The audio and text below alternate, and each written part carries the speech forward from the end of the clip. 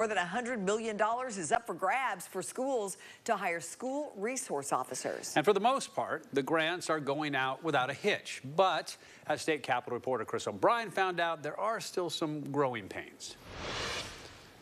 There aren't a whole lot of people in Houston County, Tennessee. Under 9,000 roughly, yes, sir. So when Sheriff Kevin Sugg applied for 5 new school resource officers, or SROs, he was surprised to see approval for every single one. When you have a department as small as mine, you know, it's hard for one officer to go and do security. Houston County got $375,000 total, good for $75,000 for each one. That's a great step for us.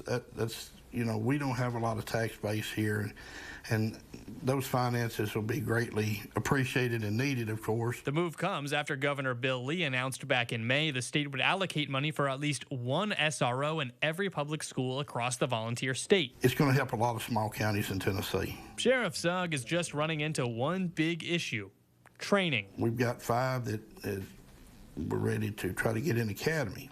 Now, that being said, some of these slots to get them in academy is coming slow because the academies are so overfilled, and that right now has been an obstacle. With the state approving grants across Tennessee, come to me, come to you. Sugg says law enforcement academies have dwindling numbers of training spots actually available. Finding people to do the job and then getting them trained is some of the things that we really wasn't counting on, and we're learning these things now as we go. When I brought these concerns to state leaders, they pointed to the upcoming proposed special session for potential relief. So that's on our thought. We're going to kind of work through it. Hopefully, if this call is broad enough to include public safety or school safety, then we can address some of those concerns as well.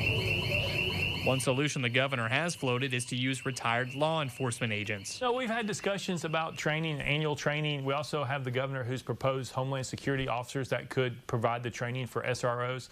A lot of times they're retired military or retired police officers. Though Sugg is dealing with the training issue, he wanted to be clear on how he feels about the grants. I can't tell you how grateful that we are to get it. In Houston County, Chris O'Brien.